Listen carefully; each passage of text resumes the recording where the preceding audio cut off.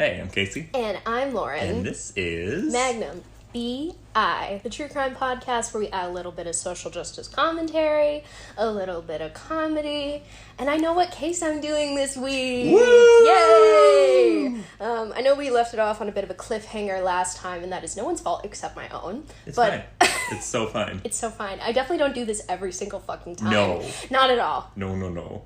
Regardless, I have a really good one to make up for it. I was just telling Casey I've been good for the past couple episodes. So as a treat to myself, I'm doing an icky one. Yay. So we are going to be discussing Elizabeth Báthory, the Blood Countess of Hungary. Let's get into it. Let's do it.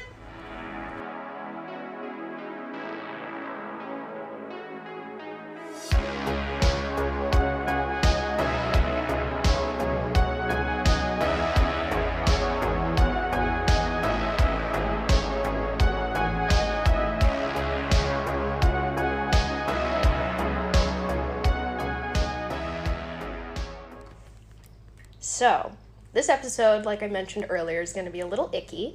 So we're going to start off with a brief list of content warnings. So we've got mentions of incest, birth defects, torture, gore, cannibalism, and murder. Oh boy. So hold on to your hats, Welcome everybody. to a Lauren episode, We're everybody. back! So we're doing Elizabeth Báthory, the Blood Countess, born Báthory Erzsébet in Erzsébet Castle in Hungary on August 5th of 1560. She's a Leo. Okay. And Gotcha. this is also a good time to mention there's going to be a lot of medieval European names and such, so I'm going to try not to butcher them, but bear with me. Okay. So you'll probably hear a lot of stuttering and hemming and hawing. All right. Here we go.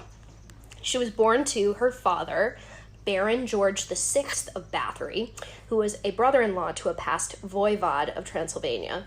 This is basically a duke with greater administrative power, and they ruled over large portions of their respective provinces without having too great a claim to these large swaths of land. Okay. So it's like a manager, basically. Okay. A landlord. Oh no. Yeah, there it is. Yeah. Her mother, Baroness Anna Báthory, was the daughter of Stefan Báthory, who acted as the current voivod of Transylvania. Through her mother's lineage, she was also the niece to the King of Poland, who at the same time held the titles of Grand Duke of Lithuania and Prince of Transylvania. Shit. All this to say, she is set up from the get-go. Yeah. She is very wealthy, she's very well endowed, she has royal lineage, she's fucking set for life. She doesn't even have to do anything and she's all set. Which is good for her, because unfortunately she suffered from a pretty severe case of epilepsy and a lot of health issues from a really young age. Oh. Historians have theorized that this could be due to the fact that while her parents were high-ranking members of the Hungarian court and royal family, this also meant that they were all extremely inbred. Yeah, I had a feel. So... Well, considering her mother's maiden name was her married name as well, it was like that's a red flag. Yeah, this is another situation where the family tree is more of a wreath. Yeah. So we're gonna be talking about that in greater detail. Like I mentioned before, this is a common practice amongst the royals of medieval Europe as a means to keep power and wealth in the hands of the few while maintaining what they believe to be a pure bloodline. Lots of air quotes there. And also contemporary Europe. Oh yeah. To a less, drastic extent, but, Nobody has webbed fingers, but, yeah. Everybody's white. Everybody, it doesn't really leave the third family. cousins of, Lots of incest there. So, the most famous example I could find of a case of inbreeding was a Spanish king by the name of Charles II. He lived to be 38, and with his death brought an end to the Habsburg family's reign over the Spanish monarchy, which we'll discuss occasionally later, which had been maintained for more than a century due to the prolonged extent of intermarriage amongst the royals. So can you imagine more than 100 years of just marrying your cousins over and over and over again? Not good. You get set up for failure real fast. They're the ones, I don't know if you're going to cover this, but the Habsburgs are the ones with the jaws. Yes. Yeah. They have a very pronounced extended chin, big lips, and long noses. And there's portraits and shit you can look up online where it's oh, okay, they all had it. And there's more than 30 of them that all have this exact same chin and nose and lips. For 100 years. So it's pretty intense. Charles had a multitude of health problems, including developmental delays, skeletal deformity, prolonged infections, epilepsy, intellectual disability, dysarthria, which is a difficulty swallowing and forming speech, and infertility, which eventually, by proxy, led to the end of the Habsburg royal line. Oh my god. What did they fucking call him? They called him the Bewitched because he was just so fucked up, which is insane. Can you imagine? Like, your brother is like the king who is the just, and then you have your sister who is the beautiful, and you're the fucking bewitched. That sucks a lot. So I feel bad for him. Based on analyses of family trees and portraits of more than 20 generations of Habsburgs, it was determined that the inbreeding coefficient of the royal family was a staggering 0.093, which means that 9% of all of their genes are completely identical to one another. God damn. Which is really fucking bad. God damn. Which is that really is fucking so bad. As a benchmark, when two first cousins marry, their genetic inbreeding coefficient is 0.0626. Charles' coefficient, do you want to guess what it was?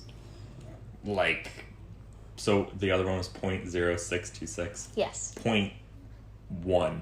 0.25. Jesus. So he shared a quarter of all of his genetic material with every single other person within his family. Oh my god! So he was in trouble. I hate that. This would be the same coefficient if, say, two siblings ended up marrying and having a child together, but to his credit, that wasn't the case. It was a niece and an uncle. Oh, to his credit.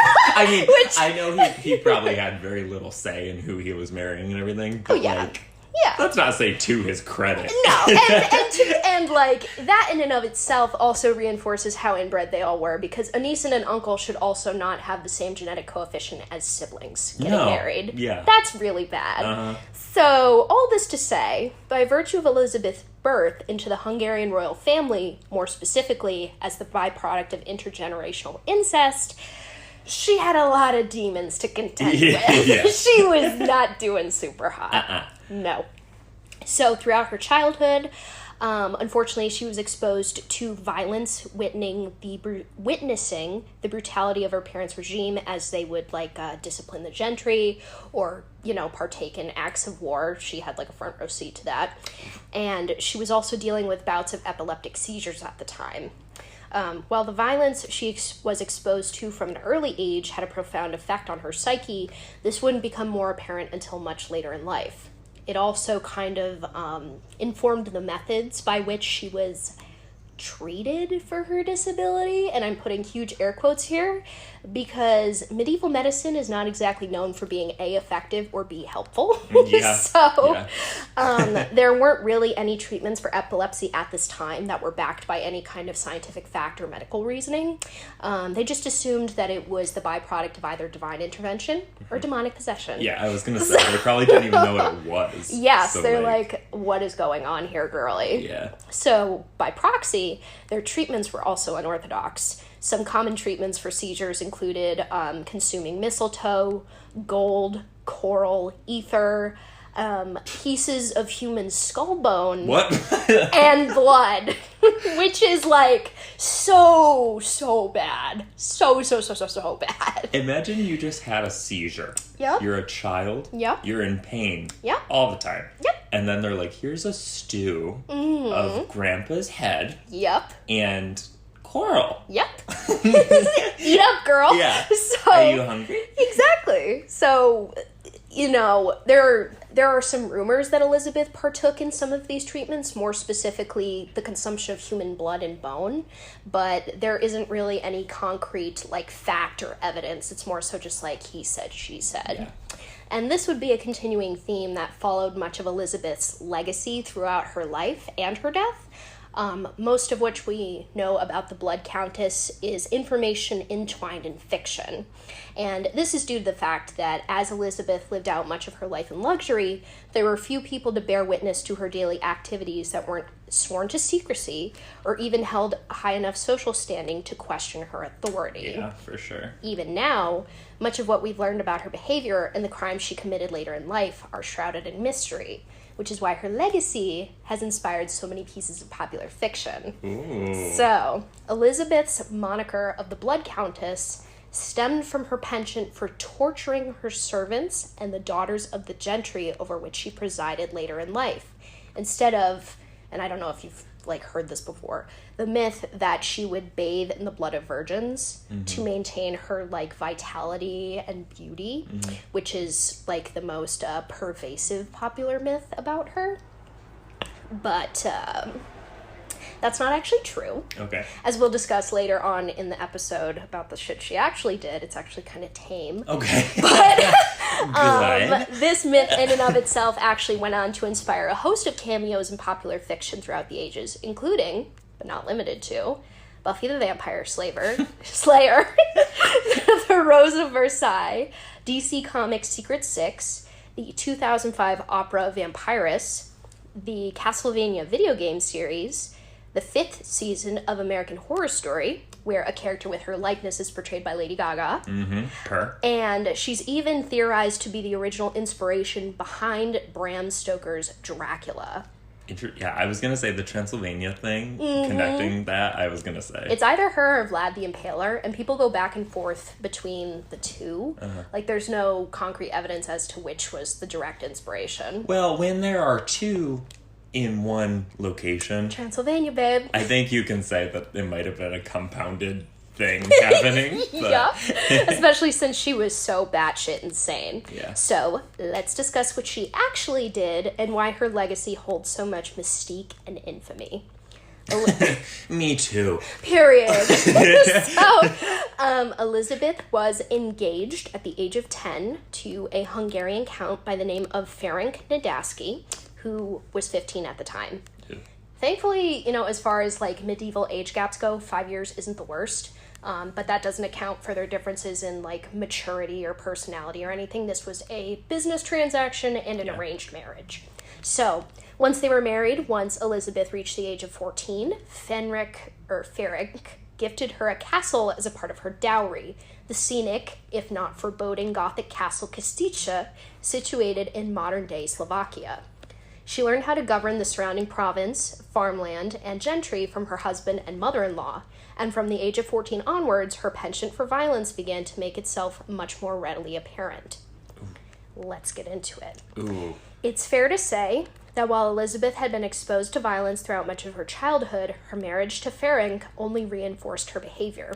While she stayed at home during the first few years of their marriage, Ferenc was busy fighting the Ottomans, in which would come to be known as the Long War.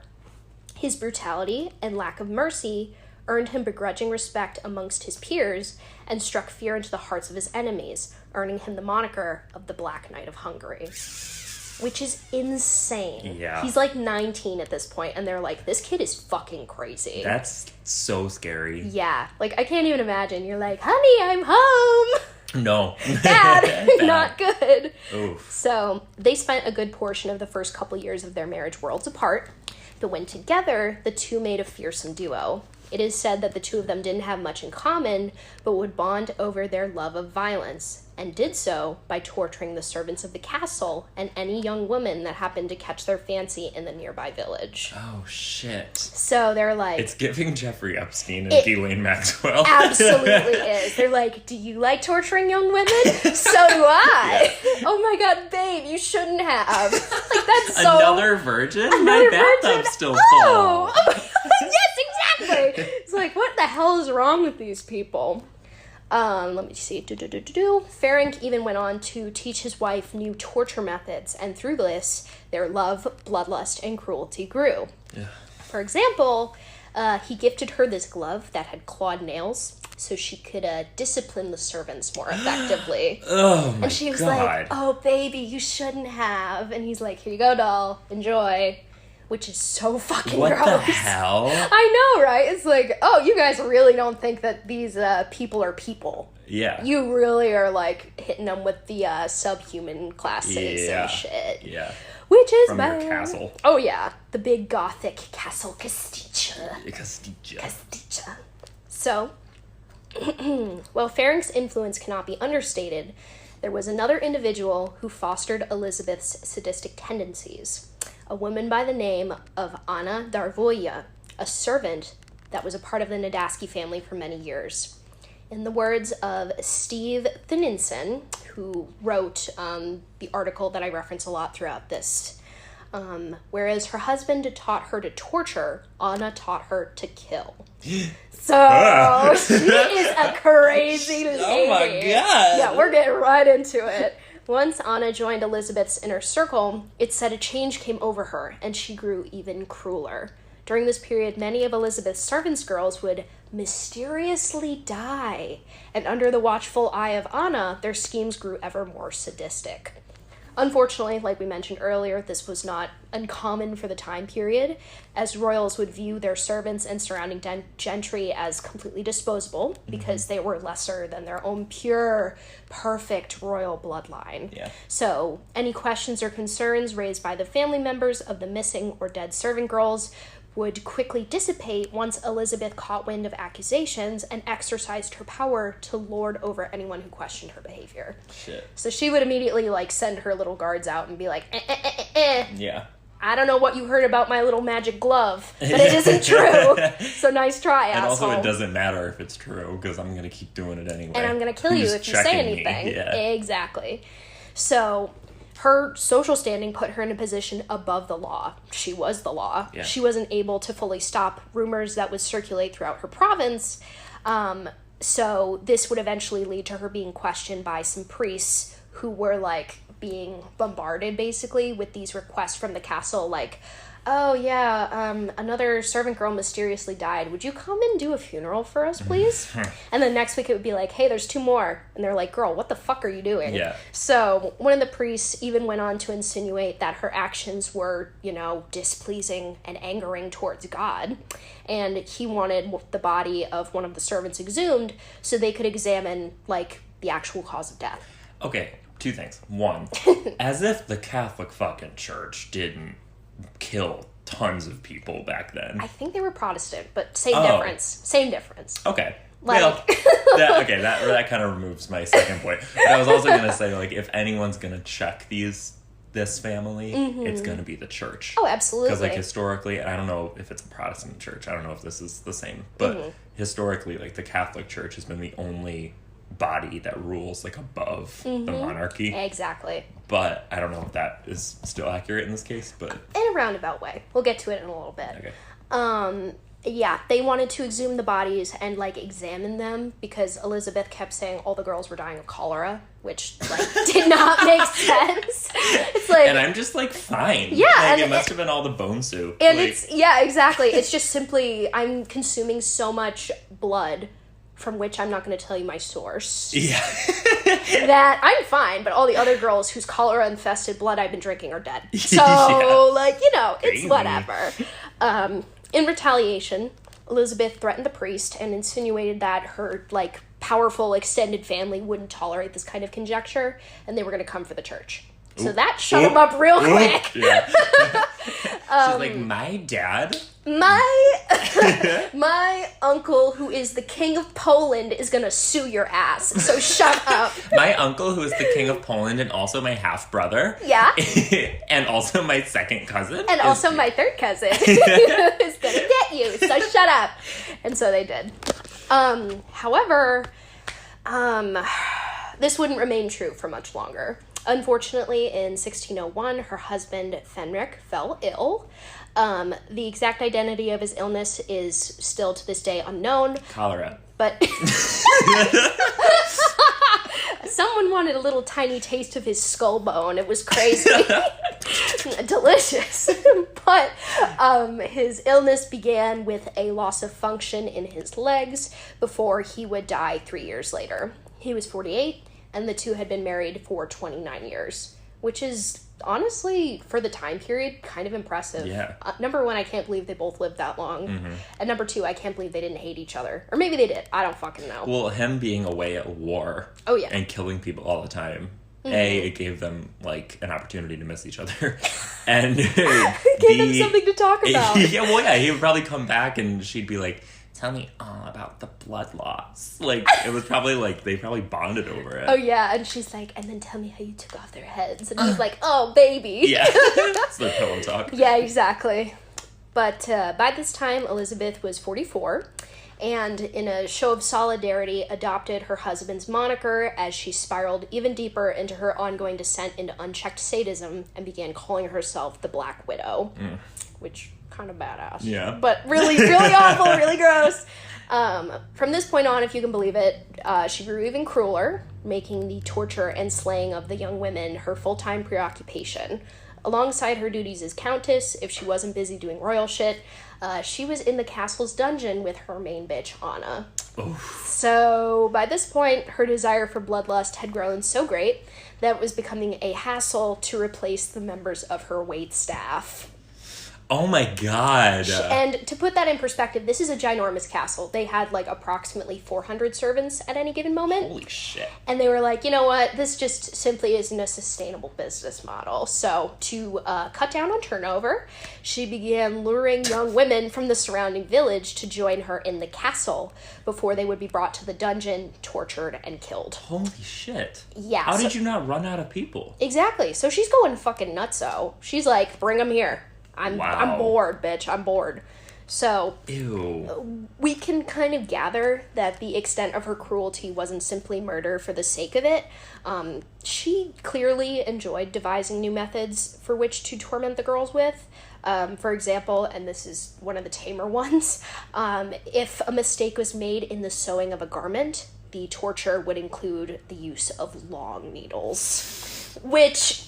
You know, I'm not going to delve into any more detail than that. You can kind of get the picture. It makes me want to throw up just thinking about it. I think torture is my biggest fear. Yeah. Like... Biggest fear. Have you ever seen the movie Don't Breathe? No. Oh my god. Okay. I watched it when I was like 15 at a sleepover because that was the thing to do. And the entire plot of the movie is basically these people break into a guy's house and they find out he's keeping a woman in the basement.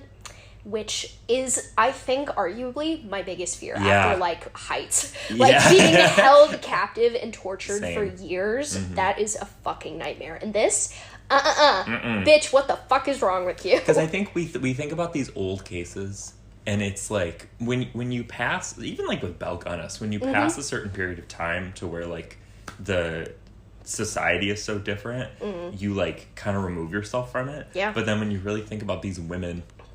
being full tortured. Yeah. Like sadistically. Yeah. Yeah. It's like a weird kind of, what's the word I'm looking for? Vignette, maybe, into, like, human nature.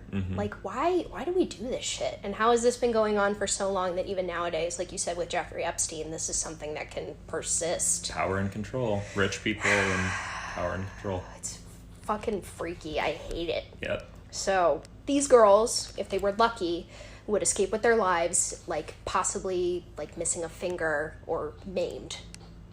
If they were unlucky, they would have to endure chunks of their flesh being pulled from their bodies. And there were even rumors that some of the girls were forced to cannibalize their fellow servants, like for the Countess's enjoyment. Oh. So, she is a fucking freaky, nasty lady. But like we mentioned beforehand, despite all the other shit she's done, there's, like, no record of her ever bathing in blood.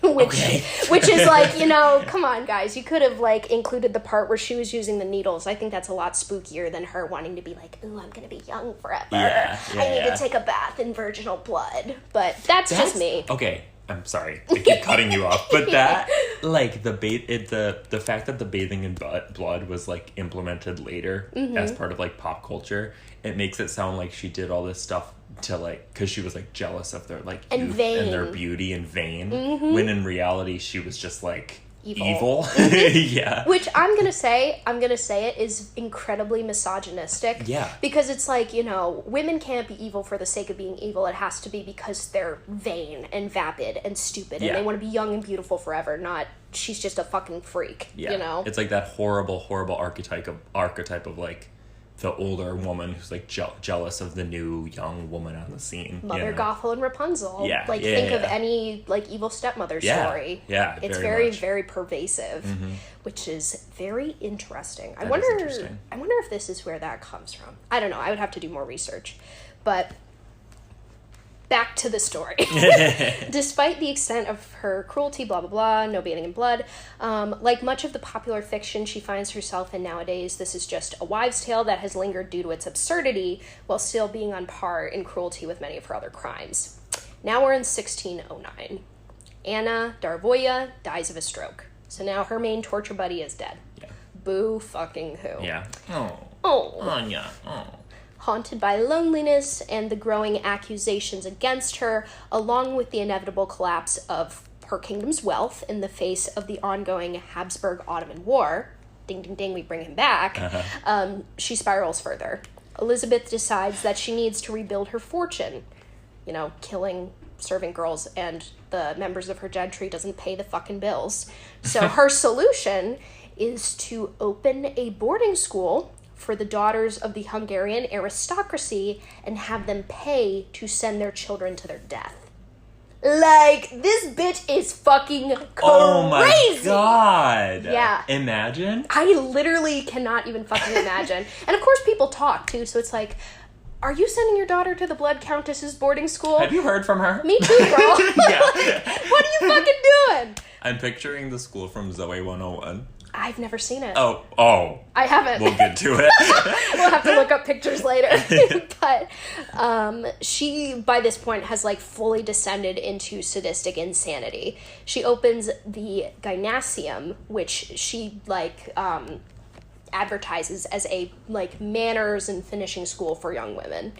This, in and of itself, is fucking stupid. Because the aristocracy can hold her accountable. Mm. And obviously they're going to notice when their kids go missing because they actually, not to say that poor people don't care about their children, but they have a vested business interest in keeping their children alive. That's their ticket to higher social standing. Yes. So, you know, they have every right to hold her accountable and use their own social capital to mount an investigation into her behavior. Which I think at this point, in the throes of her grief and like whatever, like, you know, mental illness she had going on upstairs that made her devoid of empathy and super sadistic, kind of blinded her to this fact. She was just so desperate. Yeah, she did it anyways. So, girls start to go missing and dying. Surprise. When questioned, Elizabeth claimed that one of the girls under her charge had gone insane, killed all of the missing students, and then committed suicide. Oh my god. Obviously no one fucking believes her. Like, what the fuck? She's like, yeah, your daughter? She was crazy. She was insane. And they're like, girl, I'm looking at crazy. What are you fucking talking about? I'm surprised she didn't use cholera. I know, exactly. It's like there was a crazy outbreak. I must be immune or something. Yeah, like after years of drinking cholera blood, I guess I'm immune. Yeah. So she discovered vaccines.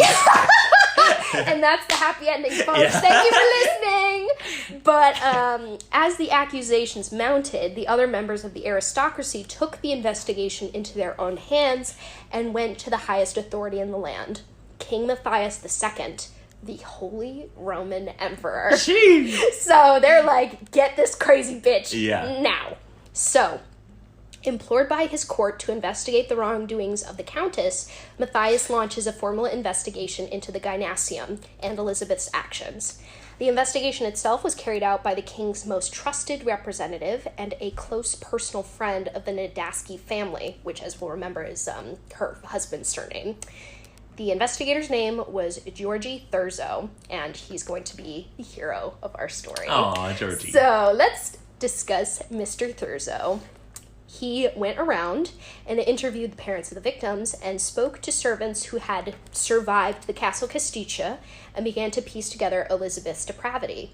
However, he wasn't able to find anybody that had actually seen Elizabeth committing torturous acts and lived to tell the tale. Mm-hmm. He only found people that had, like, seen the aftermath, heard rumors, or had, like, been peripherally involved. So he doesn't have any solid evidence yet. He is also torn apart inside because of his close connections to the Nadaski family.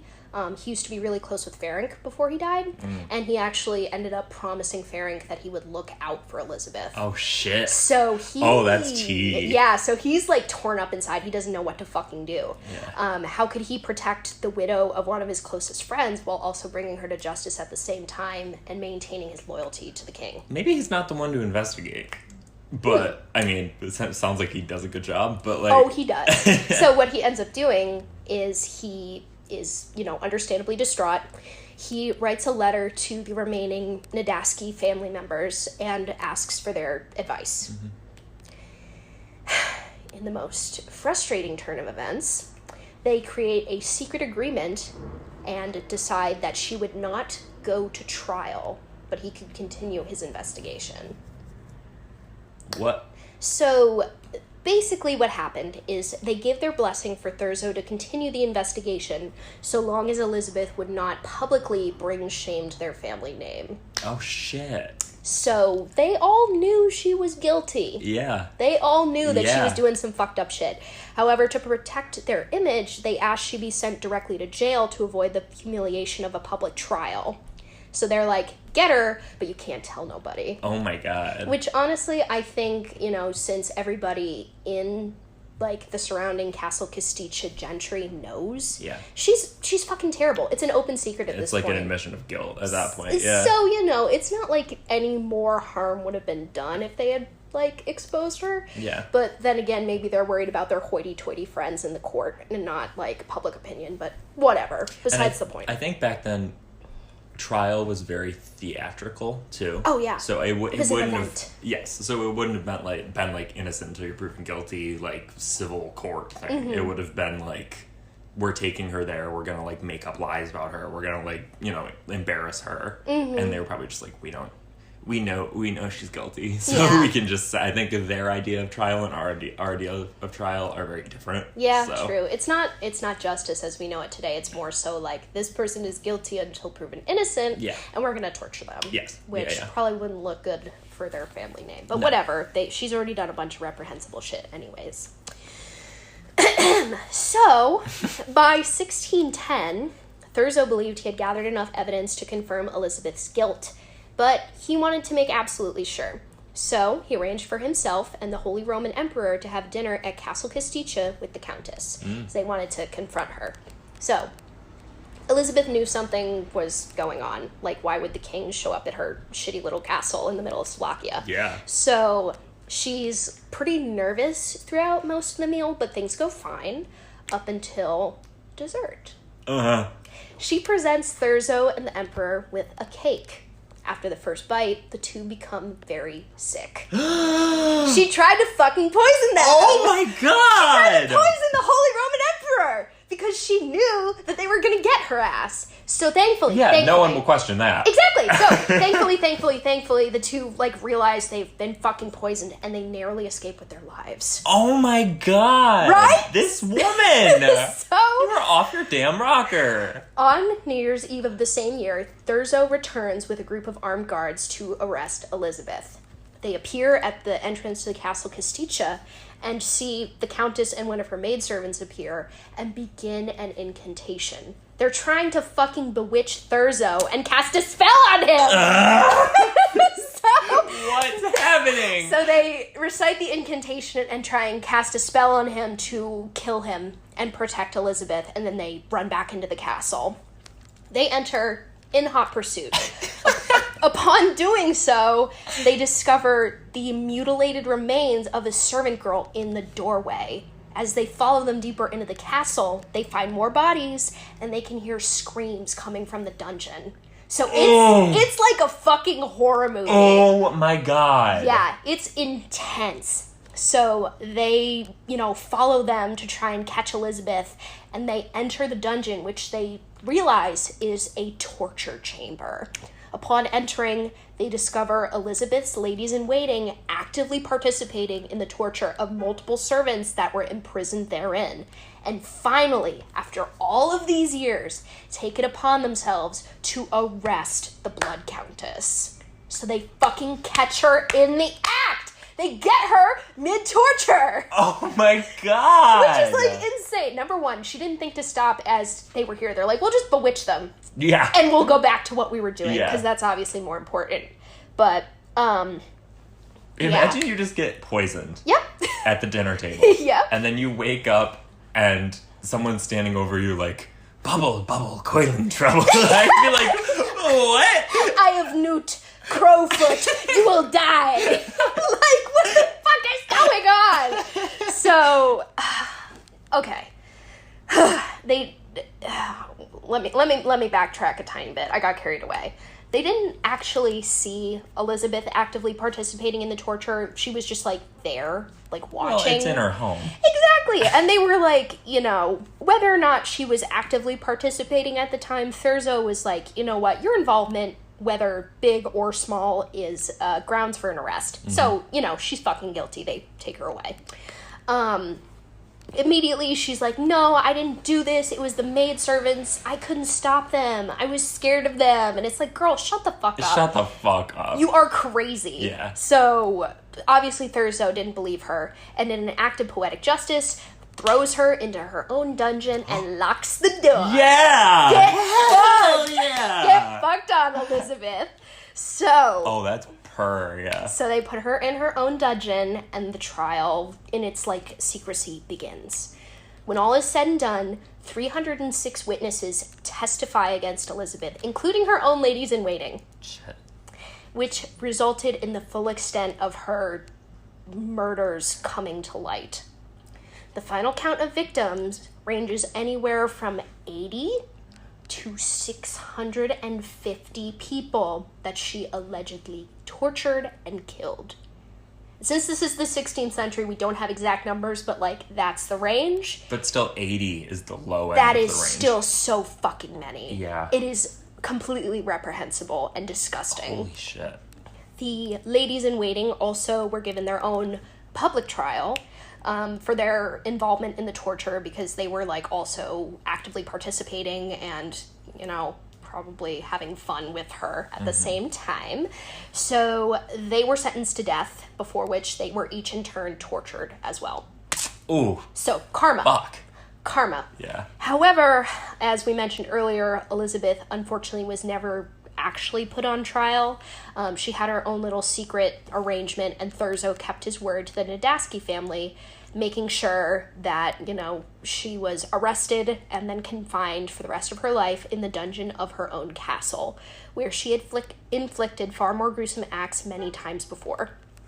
Her only visitors throughout the remainder of her life were Thurzo and, you know, the occasional cleric that tried to get her to repent for her sins. But she never admitted guilt. She never admitted what she did was wrong, and she was driven to madness by her own rage and bloodlust. Sociopath.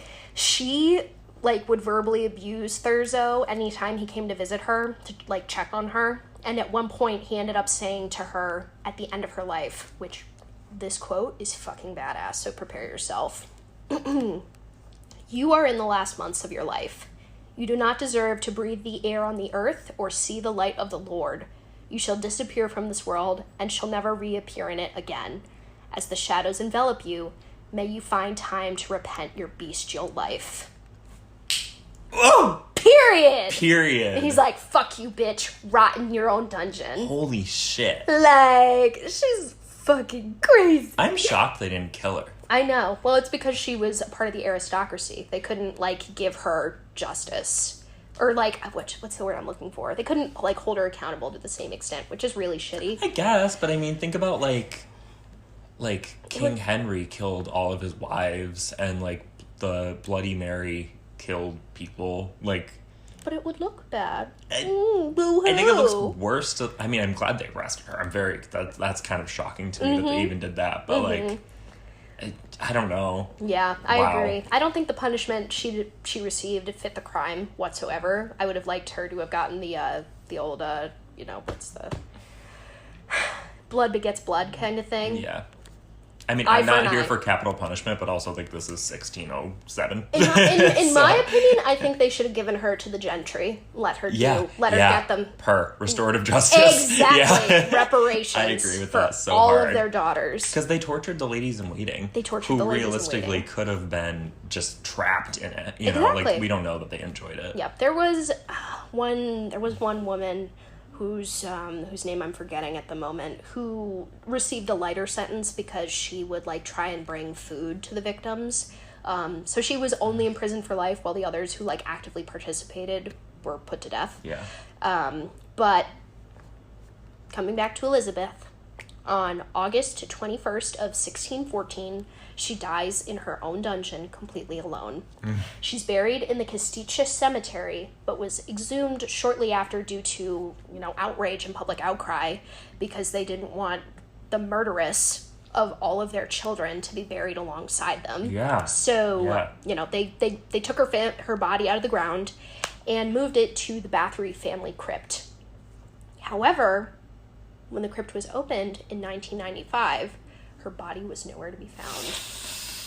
So, I think the locals got her. Yeah. Which I think is fucking excellent. I think that's awesome. Yeah. But that brings us to the end of our tale of the Blood Countess, who leaves behind a legacy of cruelty, mythos, and suffering. A woman whose bloodlust has persisted into the hallows of popular culture till this very day.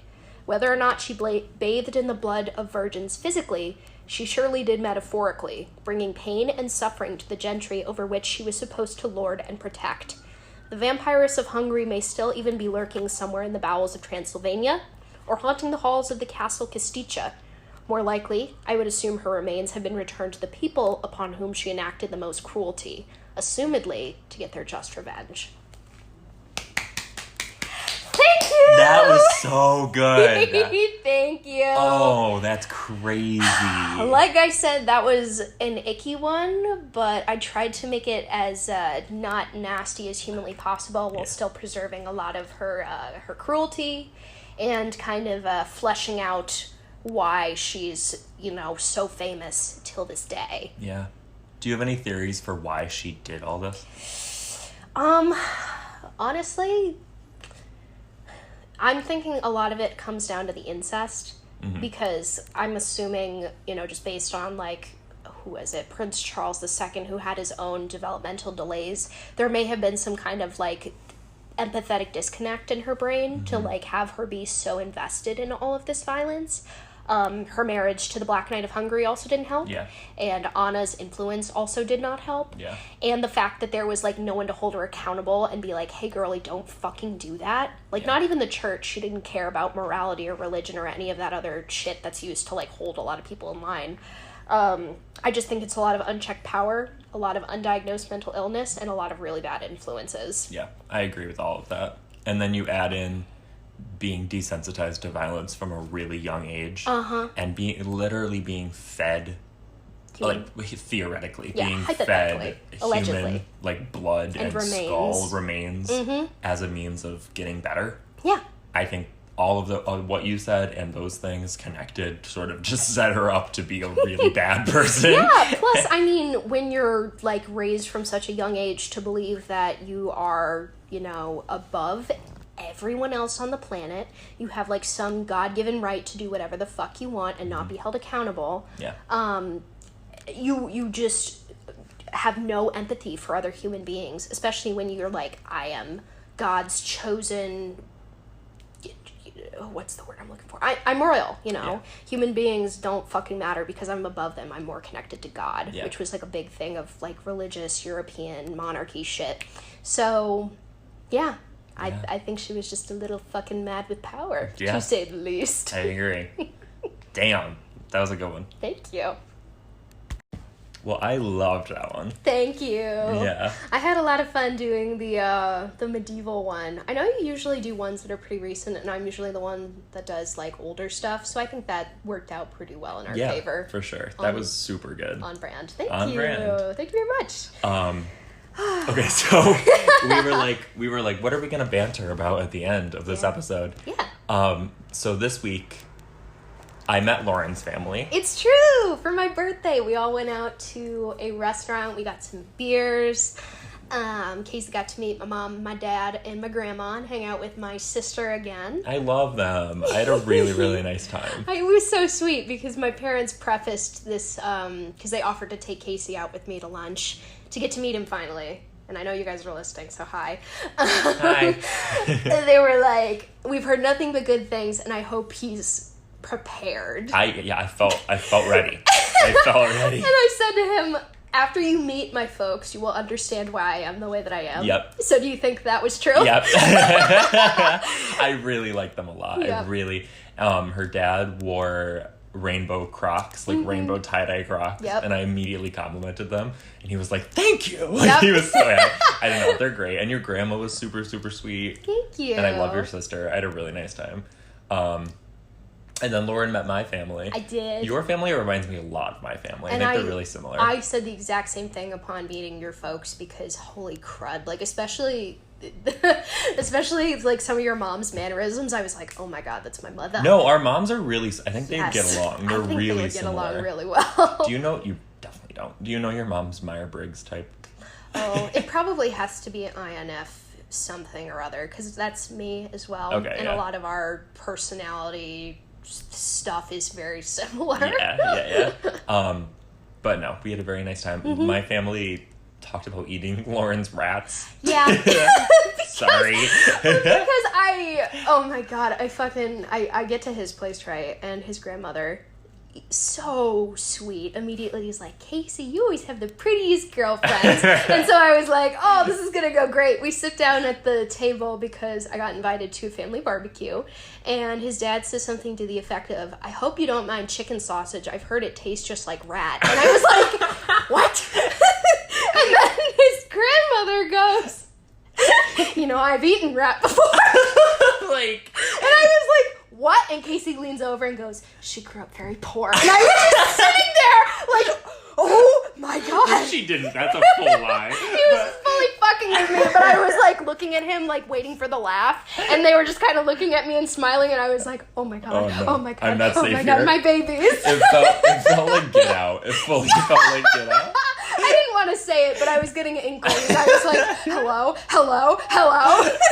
But they loved you. They loved you. My mom texted me after, and she was like, Lauren's welcome anytime. Oh, that's so sweet. Yeah, they loved you. And we were talking about what we were going to banter about at the end of this episode. And Lauren was like, well, we met each other's families. And I was like, oh, perfect. And she was like, yeah, for the incest episode. So there's that. Maybe I will eat your rats. No, please, my little babies. That was a really good episode, though. I really enjoyed that a lot. Thank you. I'm really glad you liked it. What are you doing for next week? Oh, for next week? Yeah. Okay. I will say, this is my favorite script I've written for an episode. I feel really good about this one. Ooh. There are a couple really... I asked Lauren if she'd ever heard this case before, because I didn't want to do it if you had heard it, because there are two really big twists in it, and they are so fucking good. Ooh. But next week, I am doing the Tall, Hot Blonde murder. Okay. Which was a catfish situation in 2005 gone horribly wrong. Oh, I'm excited. I am so excited. Yeah. Oh my god. That's so funny because, okay, we were talking about this before the episode started, and Casey said, I'm doing the Tall Hot Blonde next week. And I said something to the effect of, oh, you know how I feel about Tall Hot Blondes, but knowing it's a catfish murder? Yeah. Oh no, now I'm scared. I said, you're going to regret saying that. You're going to regret that. So here I am regretting it, but I'm really excited about next week. Yeah, it's going to be fun. Don't forget to follow us on Instagram and TikTok at Magnum B.I pod. Yes. Yep. You can like, share, rate, subscribe, do all that fun social media stuff for the podcast. We'll greatly appreciate it. Rate this episode, please. It helps us a lot. Yeah, rate it 5 stars. Help us get it out there. And if you have any fun royal incest families of your own, send it to the email. Yeah, magnumbipod@gmail.com. Period. And we'll have all that stuff linked in the description.